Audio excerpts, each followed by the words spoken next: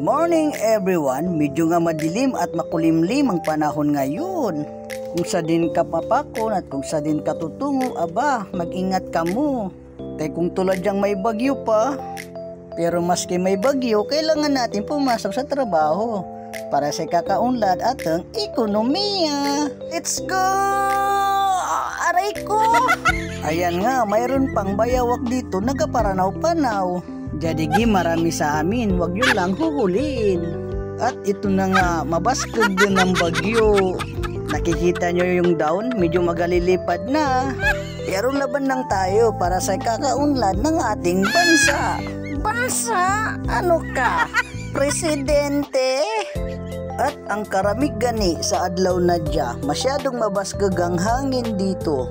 Tignan mo naman, kinikilig kita pa dyan.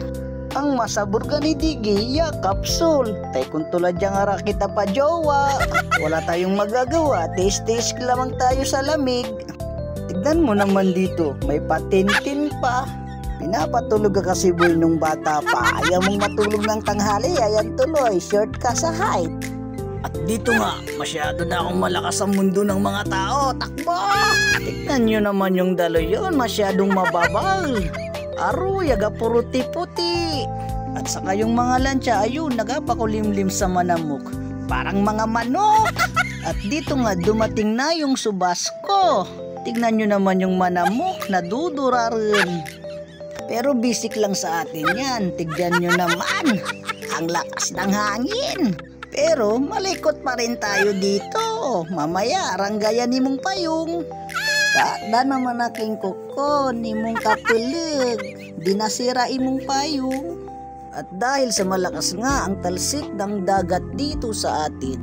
Aroy, talsik!